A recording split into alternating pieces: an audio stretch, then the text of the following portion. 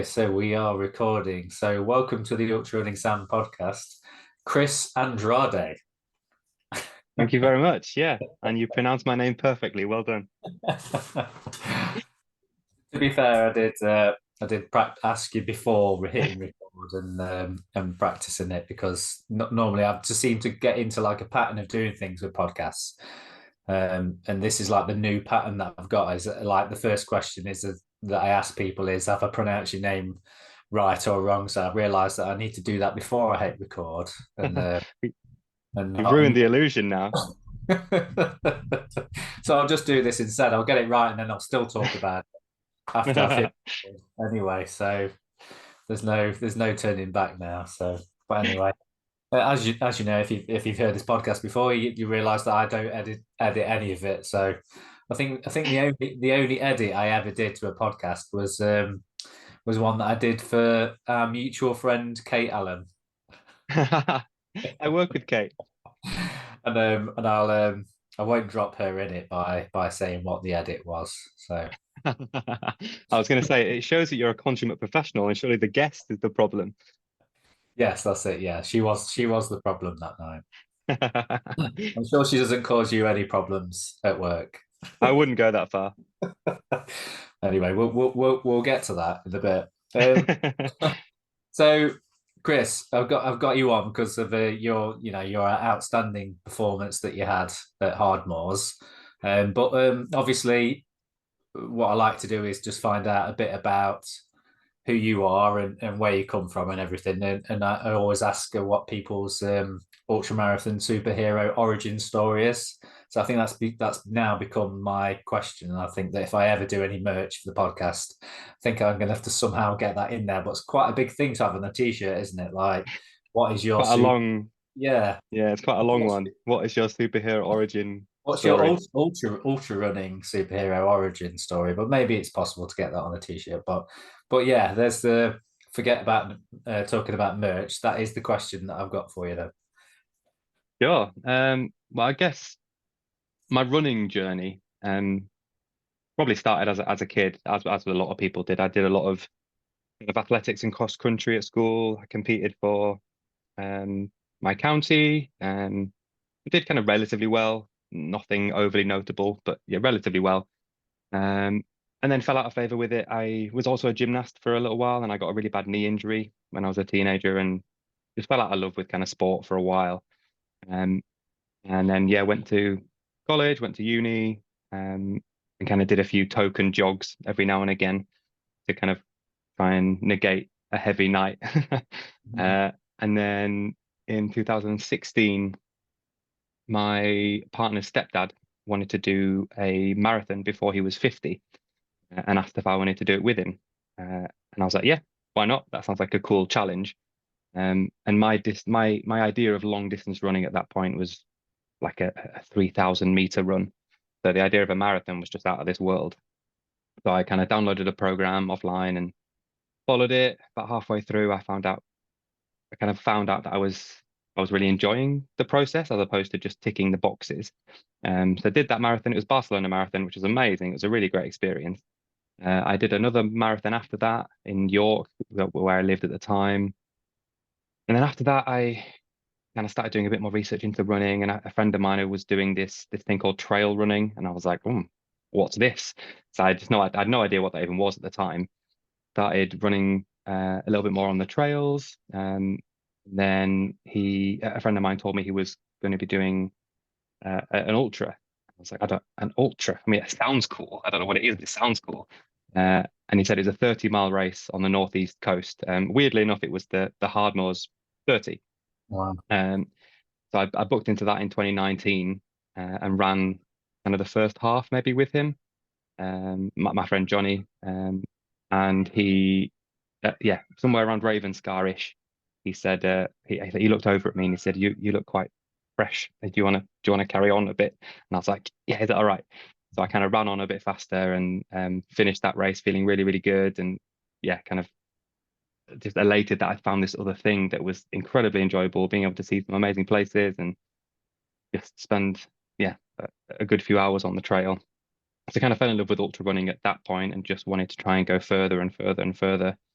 And I tried to do it progressively. So after that, I did like a 50-mile race, and then I did a 100K a couple of times, and then I went to an 80-mile race. And then yeah, kind of so far culminating with the Hardmoors 110, which is my biggest race so far, which was yeah 2 weekends ago now. Um, and yeah, and I've done a couple more in between all of that, and had kind of relatively good success so far. Apart from that very first one where I was kind of testing the water a little bit, I've podium finished maybe 4 or 5, 6 times, and I've been in the top 10 for pretty much all of them. Um, but yeah, it's nice to have found something that I really, really enjoy, which is kind of the main goal, but also that I'm quite good at as well, I guess. Yeah, that's kind of the story of how I found ultra running and how I've kind of got further and further into it. And now What, running's kind of my life now, I guess. yeah.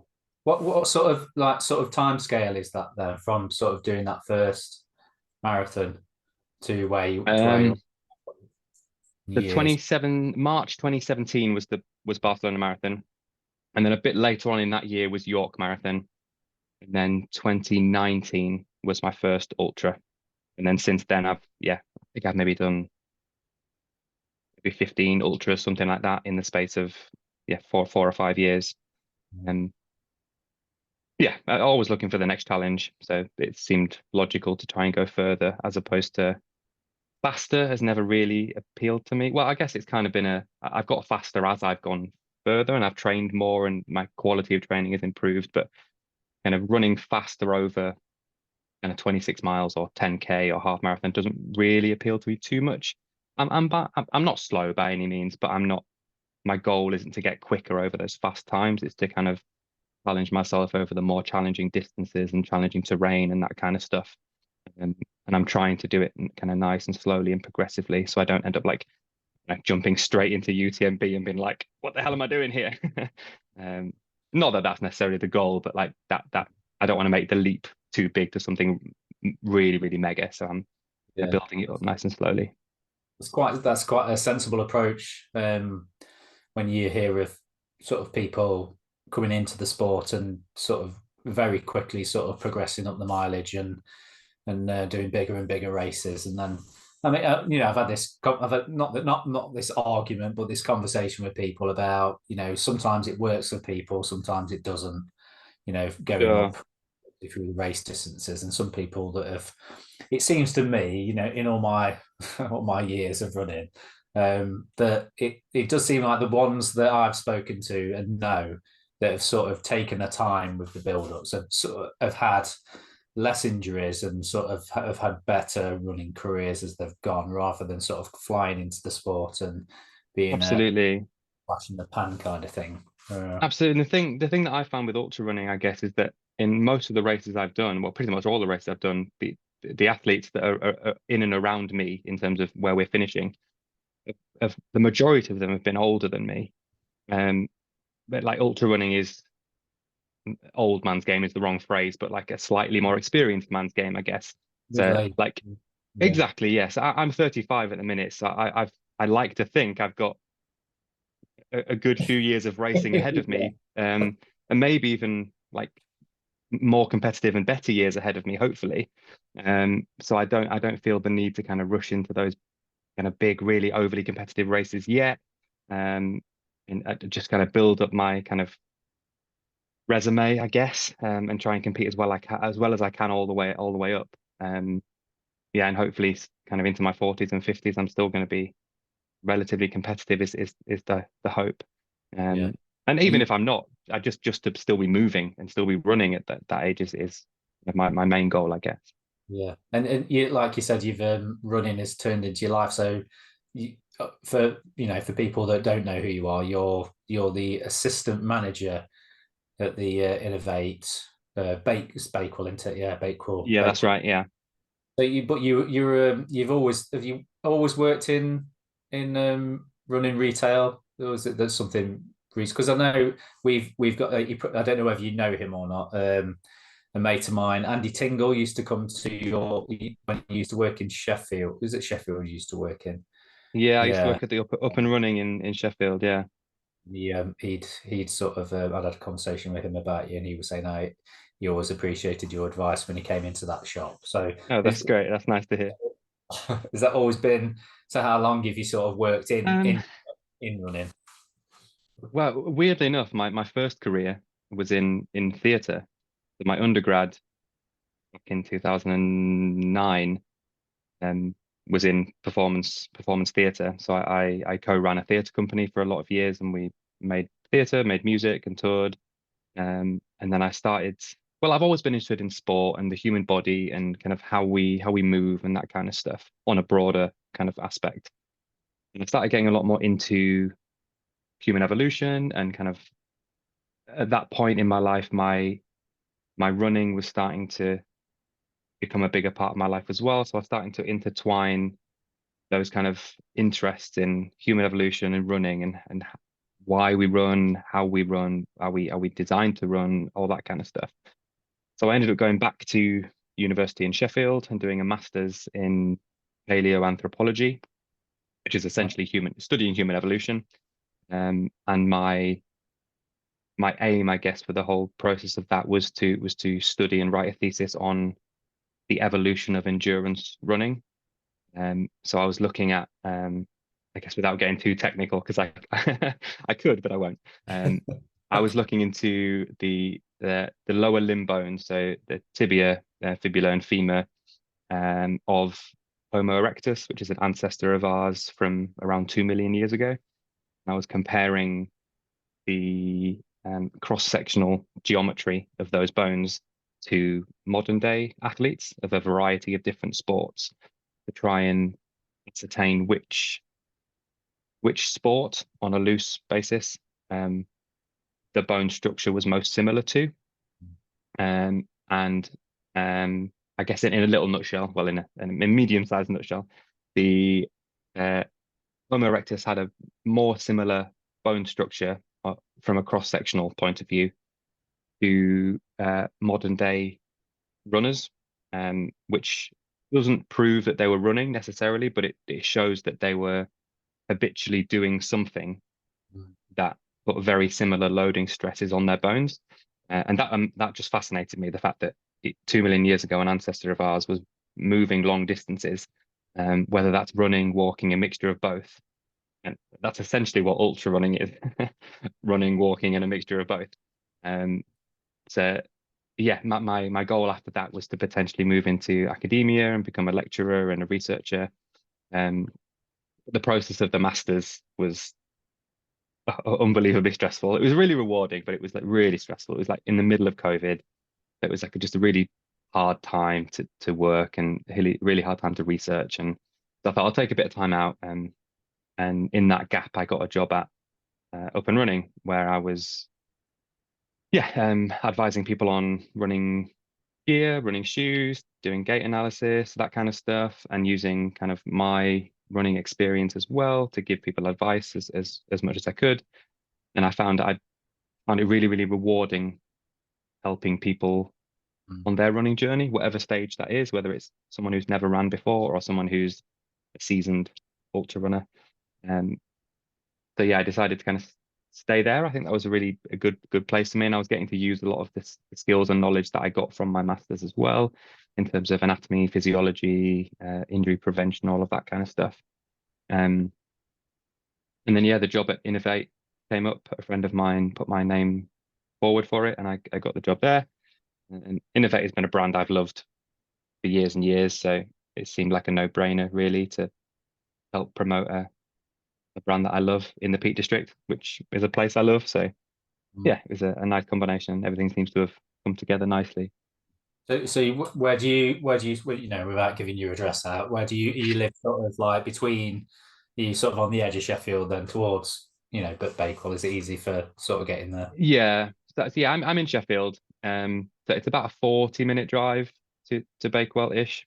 Um, which is it's not ideal, but it's not the end of the world. As drives go, as commutes go, I'm not going down the M1 every day, Yeah. driving out into the Peak District.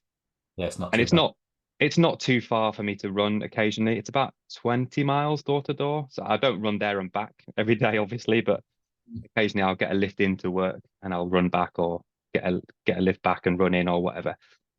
or I'll run part of the way or whatever. So like being where it is, I can run on some like, kind of gorgeous trails that essentially parallel the road, um, which is really lovely. So I get the opportunity to do that kind of Mm.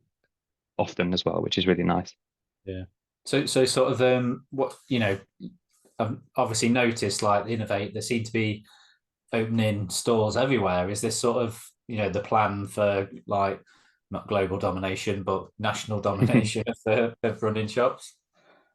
I mean, there's only certain conversations I'm privy to. A lot of this goes kind of above my head, but as far as I'm aware, yeah, there are plans to open a few more stores. So the newish CEO, a guy called Mike Snell, um, I think he's been maybe a year or two at Innovate. His, excuse me, his kind of push or plan is to try and get more brand stores out there. I think people really enjoy the experience of coming into a store post COVID as well, when everything was online, coming into a store and kind of getting that advice and talking to staff who know and use the gear, the shoes, as well as being able to try everything on and kind of get a good hands-on experience with everything. So it's just a lot nicer to be able to do that. And all the guys I work with at Bakewell, and there's an Inov8 store in Sheffield as well, which I occasionally spend time at. We all genuinely wear Inov8 all the time. And we have such a breadth of running experience in all different kind of areas. So being able to ask a lot of us for our kind of personal advice as well is it's always really lovely. And it's nice when someone leaves and you know that they've kind of benefited from the experience that you've given.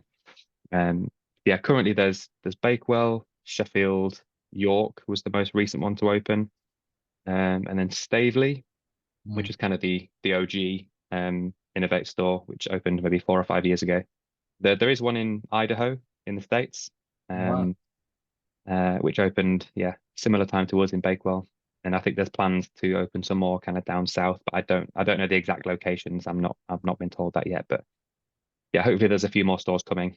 Mm. Um, yeah, which is kind of exciting. It's nice to have somewhere where people can see all of the Inov8 stuff people make, we make, as opposed to um, yeah, just a couple of pairs of shoes or a jacket in a third party shop. Mm. So yeah, it's nice to see everything in one place.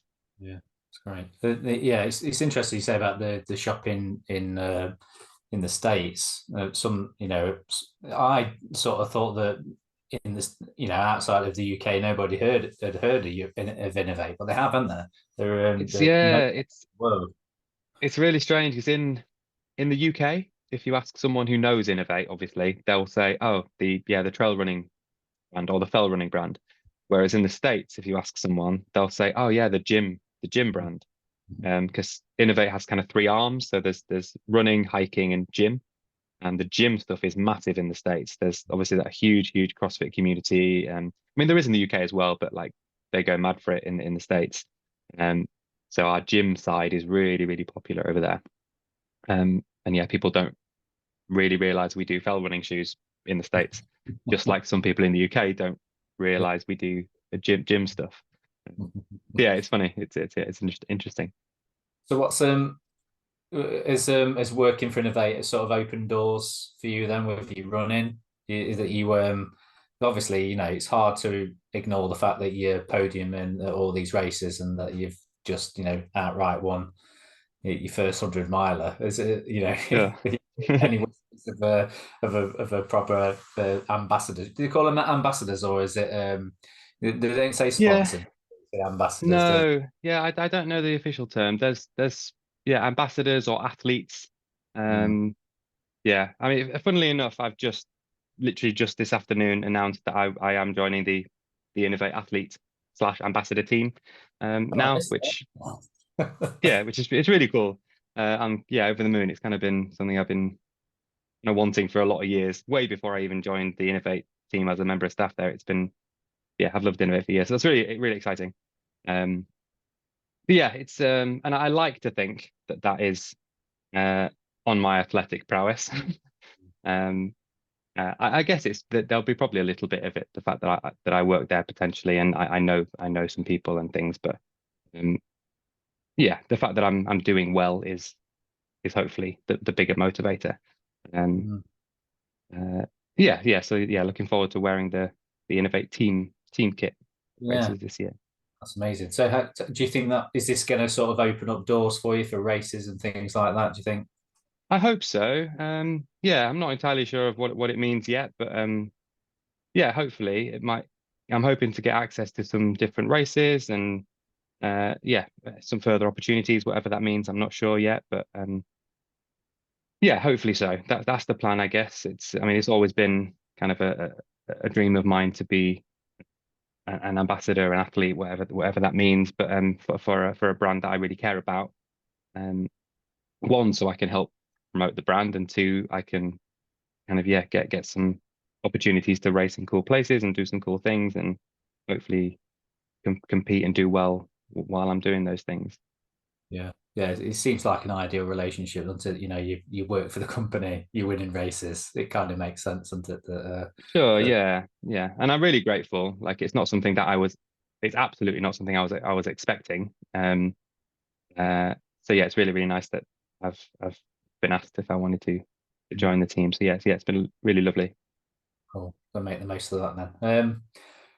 So before we sort of get on to Hardmoors, then your longest run before that was it an 80 mile or you did the Bob Graham, didn't you? You did I around. did, yeah. I did my Bob Graham last June, and the longest race after that was yeah an 80 mile race, which is the Hardwolds 80, so the entirety of the Wolds Way, starting in Hessel near Hull, and then finishing in Filey. Um, and yeah, that's where I met Rich Lazenby, who's been on this Yeah, yeah. podcast as well. And yeah, it turns out we ended up finding out towards the end of that race. We ran about 50 miles of that race together, and then we found out we live like a stone's throw from each other. Um, so we ended up becoming like really good mates, and we run all the time now. And he supported me on the 110 last weekend, which is really nice because he'd done the race before as well a few years ago. Um, so it was really nice having him there as well, and having met on a on my last longest race was kind of a really nice thing as well. So talk about that race then. So for people that don't know about the Hardmoors series of races, you were doing the 110.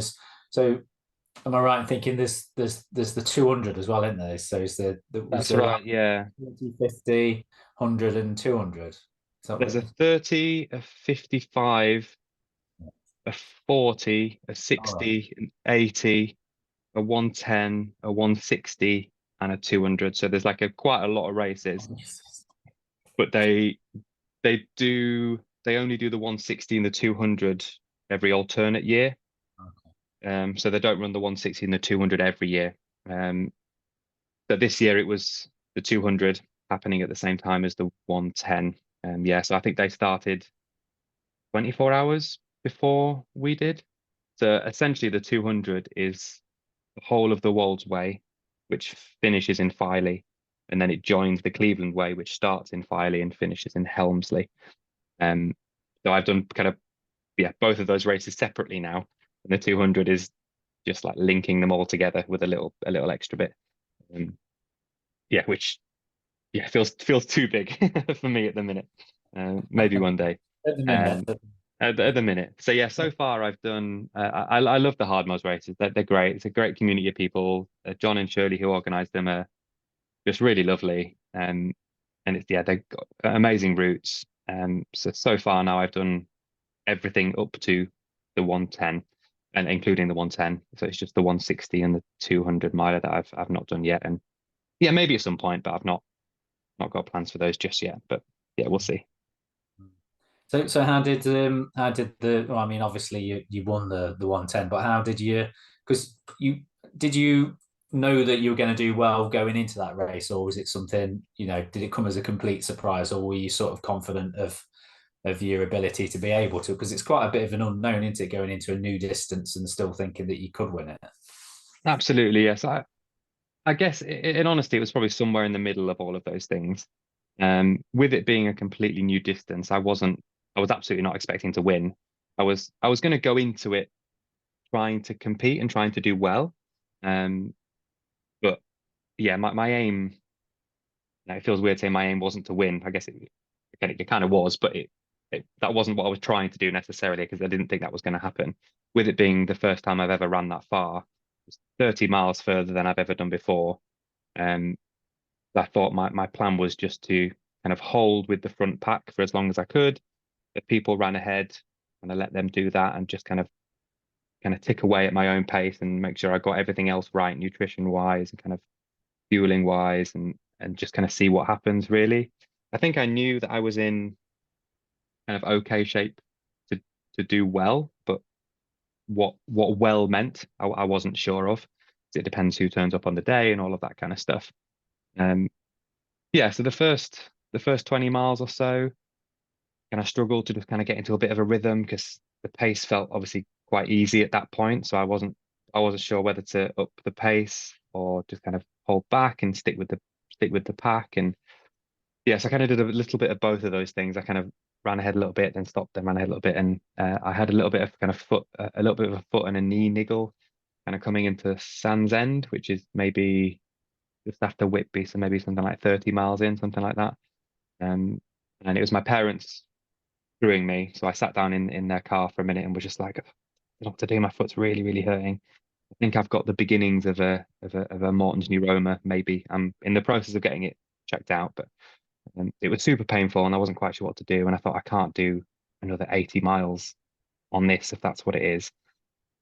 And yeah, I came into Sands End with the lead pack and I sat down and I saw kind of everyone else just running off ahead, and it kind of started to demoralize me a little bit. And I was like, I don't know what to do. And it genuinely crossed my mind, like, might just call it a day because my foot's hurting.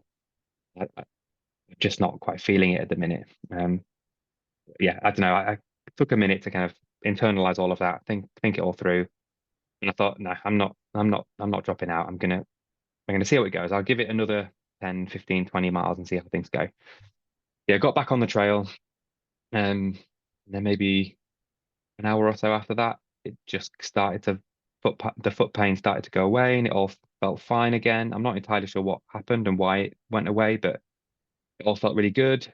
And then, yeah, weirdly, I started to feel like amazingly good. Like it all started to feel really easy and it was just kind of ticking over and everything felt like it was kind of sliding into place. Food was going down really well. I was doing a mix of gels and real food, and the kind of fluid was going down well. And yeah, I just kind of was in really good spirits and everything felt good. And I was just kind of, yeah, ticking along. And I think I settled into maybe third, something like that, um, for the majority of the race. Uh, And then I pulled into Saltburn, which is about 50 miles in, and I managed to pass fourth or third, I can't remember. But yeah, after Saltburn, I didn't see very many people at all. And I just stuck. I think I was in third at that point, and then managed to get into second. And at mile 80 is where was joined by Rich. So just as the sun kind of started to set and I had to get my head torch out, we were going over the Three Sisters. By that point, I knew I was in second. Um, no, no, I was in first at that point. My mistake. Um, yeah, going towards Blowworth Crossing, which is like a really exposed bit in the North York Moors. I passed first place at that point. Um, and I remember seeing a guy sat on the floor, and I later found out he was doing the 200. And he kind of looked up at me and said, "How you doing?" And I said, "I'm feeling like weirdly all right. How are you doing?" And he was like, I'm hurting." And I realized he was doing the 200 at this point, so he'd done well over 100 miles by this point.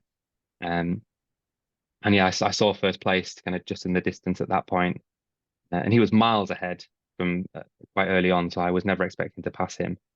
But yeah, just managed to have a quick chat with him and then move on. Um, and yeah, I didn't see anyone else after that, which was kind of really good. I kept asking myself like, what what's happening? Why am I feeling so good and why am I feeling all right? And I just had to keep telling myself like, just don't don't stop questioning it and just kind of go with it and just kind of run with it. Um, and then yeah, I met Rich at mile 80, and that's where the Three Sisters are, which yeah, for those who kind of don't know, it's kind of like three. Well, they're called Three Sisters, but I'm pretty sure there's four of them. They're like some kind of steepish technical hills. They're not massive hills, but they're kind of technical enough and steep enough to be a problem at mile 80. And yeah, at that point it had gone dark and the clag had really come in, so I couldn't see anything at all. So it just meant everything was a bit slow at that point. And yeah, chatting through with Rich, the goal was still, well, the kind of the mantra we were saying to ourselves, it wasn't win the race, it was just keep moving. Like I still wasn't necessarily expecting to win. My goal You was just to worried? kind of keep. Were you worried about with with the clag coming in and everything and not being able to see anything? Were you worried about sort of being caught by second place, or was he sort of out of the question by this Um, point? at this point, I genuinely wasn't sure how far back second was. So I guess it was a little bit of a concern, but in the back of my head, I kind of knew that by this point, everyone had done 80 miles. The clag had come in for everyone. So if I slow down, surely Yeah. everyone's going to slow down a little bit as well. As long as I try and keep the motivation and just keep moving, keep ticking away, then hopefully I'll be able to do enough. As long as I don't slow too much. But yeah, I still had kind of in the back of my head that as night comes in and as the weather gets a bit worse, everyone's going to slow down a little bit. Um, so I had that to kind of hold on to. Uh, and then yeah, I just managed to kind of still keep moving quite well. Uh, it's always I've never had a support runner before, so it was really nice to have kind of Rich just run ahead of me a little bit, and I could just kind of keep an eye on his calves and just move and just kind of follow him a little bit. And he was saying nice things and giving me food and helping me with the nav and that kind of stuff. So yeah, it was really really good having someone else there to just kind of help with motivation and just have a chat. And like a lot of the time we weren't even chatting about the race, we were just kind of chatting about all sorts of stuff about work and life and our kids, and which was just really nice to kind of take that pressure off a little bit. And it just, I think, helped me take my mind off the pain and the kind of the fatigue, and just be able to just keep ticking away. um and then yeah, the last checkpoint is at mile 101. Oh, we had a little clap for me when I hit mile 81, which was my furthest ever run, which was felt really nice. And when we got to the last checkpoint, at that point, I think I found out that the second place was maybe an hour and a half behind me, something like that. And with about 9 miles to go, that's the first time I allowed myself to think I could possibly win this as long as I kind of just keep moving well. Um, as long as I don't slow down too much and don't kind of stop and nothing goes majorly wrong, it should be okay. Um, But I mean, even then, Rich wouldn't let me wouldn't let me think about that until we were like in Helmsley and had like 400 meters to go. Because yeah, I didn't want to kind of let up just because I was still feeling okay, so I thought I'm going to still keep moving well. Um, and then yeah, when we got into Helmsley, there's a kind of a little incline to get to the little sports club, and that's when it all kind of it all came over me a bit, and I got quite emotional and um kind of hit me that I'd just won the first ever 100+ mile race I've done, and that was it was an amazing feeling. And then it turns out I'd won by about an hour and 55 minutes or something like that in the end. So um yeah, I had quite a decent lead, which was just a little cherry on the cake, I guess. Not that that really matters, but yeah, it was amazing. It was a really good day out, and I still think it was my best day of racing so far. Everything just seemed to go to plan and work well, and there was no kind of major issues other than that kind of little niggle in the first 20 or so miles. But that's so early on in that kind of race that anything can still happen. So anything after that, everything after that just kind of went really well. Yeah. And it was kind of surprisingly so. Usually I have some kind of issue somewhere, but everything seemed to go well. And yeah, it was an amazing day I out. suppose, And I suppose you had that moment in when you were sat in the car wondering whether to quit or not. That was yeah, the thing. Anyway, and that, I suppose you're really glad that you didn't make that decision now. absolutely. Yeah, yeah, for sure. Yeah, it was mad. I think at mile like 100, I felt better than I did at mile 20 at that point. I'm not quite sure what happened. I don't know whether it was kind of nerves getting to me of it being such a big thing and I'd never done it before. I just needed a bit more time to relax into it. I'm not sure, but yeah, after that kind of wobble, everything just kind of slotted into place really well, and it couldn't have asked for a better day, really. And Yeah, yeah, perfect yeah, day. it was, yeah, absolutely. Okay. And Yeah, yeah, so I you mean, win a sword, which is just insane. It's mad. yeah, I did see, yeah, I saw the pictures of the sword. Yeah, It's do you get to mega. keep that? Yeah, so I get to keep it for a year, and then I give it back to the guys, and the next winner will take it. But I get my name and my time engraved on it, which is really cool. So like my name's up there with some other amazing athletes who have won that race as well, which is yeah, really cool.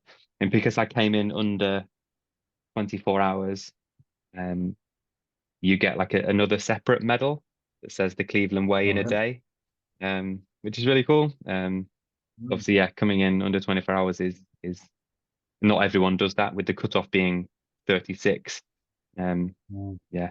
So I think there's maybe the top five this year came in under 24. We all got like a mm. special little additional medal saying we did it in under a day, which is really nice. Pretty cool. So I was just trying to think of other runners that had won their debut at a 100-mile race, and the only person I can think of is Adam Peterman, the US runner who debuted at Western States for his first 100-miler and won Western States. Sure. Yeah, I mean the race I did wasn't quite as competitive as Western States, I guess, but it's You're in good nice to company. be among. Yeah, sure, absolutely, absolutely, Yeah, no, enjoy it. That's it. Make the most of it. Lap it up. Yeah, absolutely, it's when you have one of those days, it's like absolute golden, isn't it? When everything falls into place, and absolutely. feel like, and sometimes I don't know if you felt like that, if whether it was just sort of the combination of you having a good performance anyway, but the fact that things are going right just makes it so much better.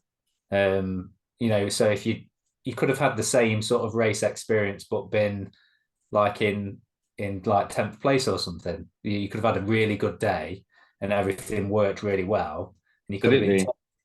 So do you think some of it's to do with the fact that you get that extra sort of spur of motivation, knowing that you can sort of, there was the possibility early on so how long did it take you to catch you up from that point where you almost quit to sort of getting back into contention again? How many people sort of left you at that checkpoint, and what position were you in at that point? I think I'd maybe dropped down to like seventh, sixth or seventh. So like not bad at all. I'd not dropped down to like 28th or 40th or something. I'd just kind of lost maybe five or six places. I think up until that point I was with the kind of the top three or four Mm, in a kind of a little pack. mm, I mean, as I stopped at that checkpoint, most people just carried on, and then a few other people who were kind of behind us carried on as well. Yeah, maybe sixth or seventh I dropped back to. Um, and it probably took me, yeah, maybe another probably 3 or 4 hours to get kind of back up into because I mm, didn't want to obviously I didn't want to just hammer it and get back up to that place again. So I just made sure I did it nice and slowly. Not that even that was the plan at that point as well. I just wanted to try and just carry on moving as well as I can, kind of without too much pain. And all the pain subsided, and I think yeah, my pace just managed. I just managed to maintain the pace all the way through. So potentially as people were starting to slow, I think I maybe just managed to maintain that kind of steady pace. Um, and yeah, it mm. wasn't until genuinely until maybe yeah, Saltburn, I think, when I got into second, I think that's right. That's when I kind of realized that a competitive position or a podium finish might be doable, Mm. as long as everything Nice. continued to feel good, and it yeah, it just did. Um, Mm. yeah, it just yeah, everything felt good in me. The Do day was really good, and it all came together.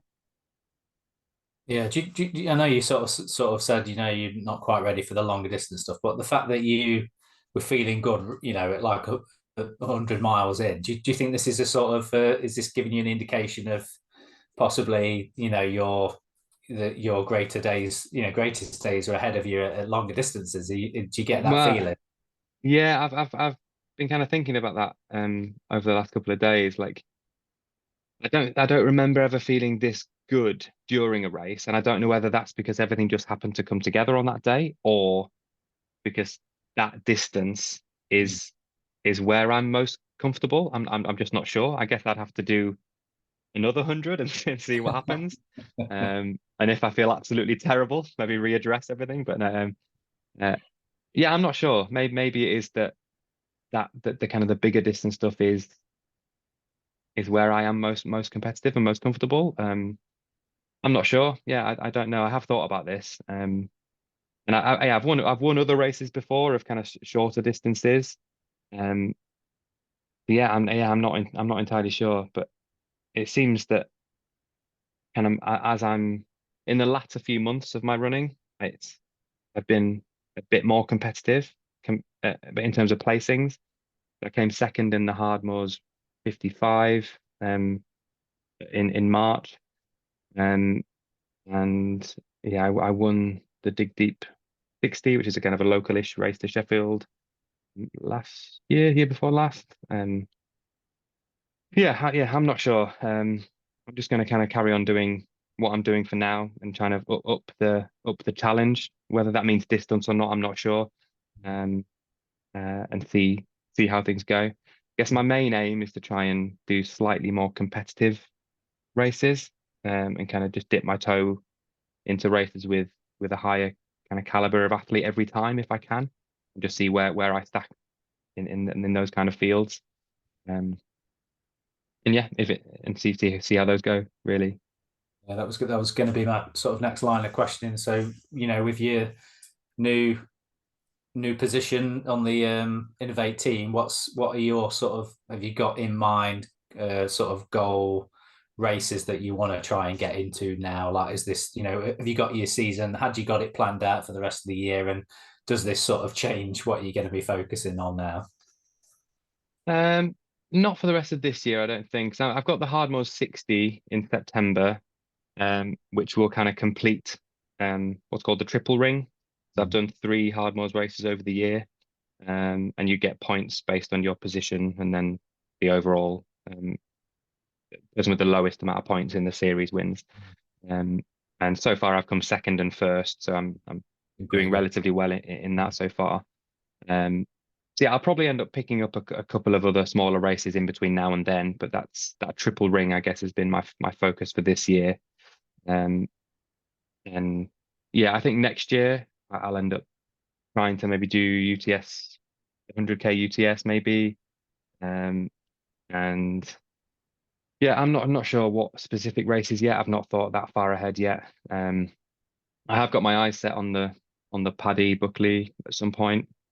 Having done my Bob Graham last year, um, I think yeah, I was in kind of prime condition for Bob Graham and trying to get back to that level of fitness for maybe next year or the year after and get that under my belt if I can. Um, yeah, I like to try and mix things up with a mix of races and challenges, and that kind of stuff.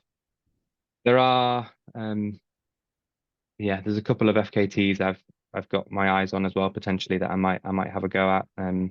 Not hugely popular ones, so not ones that have loads and loads and loads of people have done. But there's the Peak Divide, which is Manchester to Sheffield.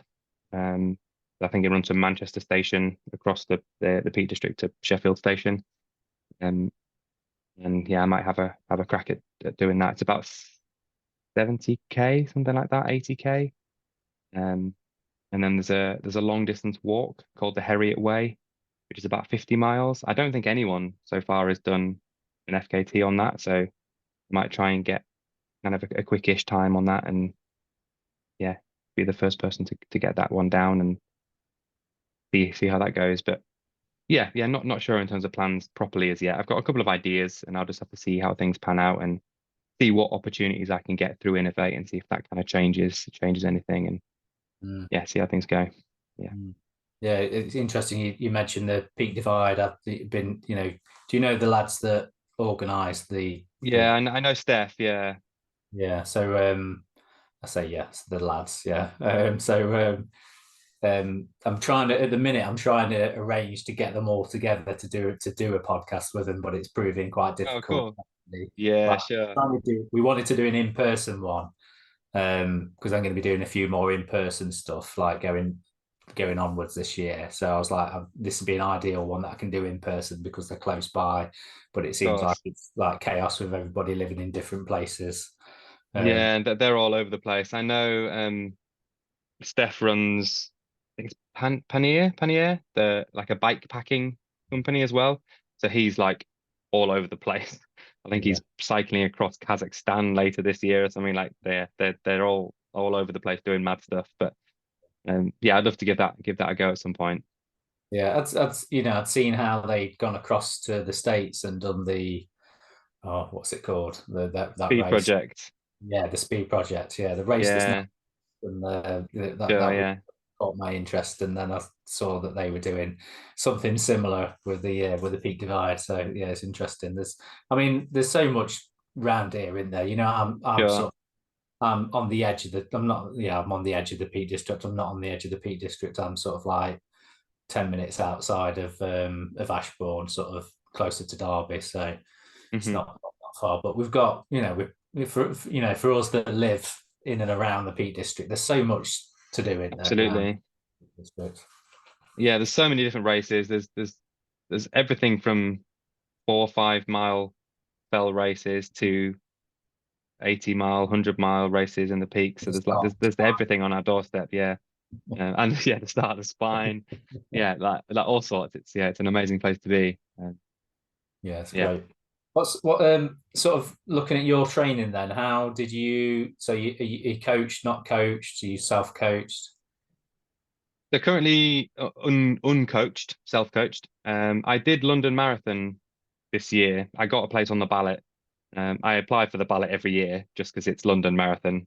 Not because I really want to do London Marathon, but it's as a runner, it'd be nice to do it. So I enter the ballot every year, then forget about it, and then however many months later, get the email saying you're not in, and I'm like, oh great, well I forgot, so it's fine. Um, this year I got an email saying you've got in on the ballot, and I was like, oh, well, okay, I've got, I can't really turn down a ballot place because they're so rare. So I'll accept it and give it a crack. And frustratingly, that fell kind of right in the middle of the Hardmoors 55 and the Hardmoors 110. So there was a Hardmoors 55, then a month later it was London Marathon, then a month later it was the 110. And I thought this is absolutely not ideal timing, because I was aiming to try and do quite well on the Hardmoors triple ring races. Um, but I thought to myself, I'm probably not going to do London Marathon again, so I want to try and do a good time. So I got a coach for the training for that, a friend of mine called Chris Taylor. He wrote me up a program for London Marathon.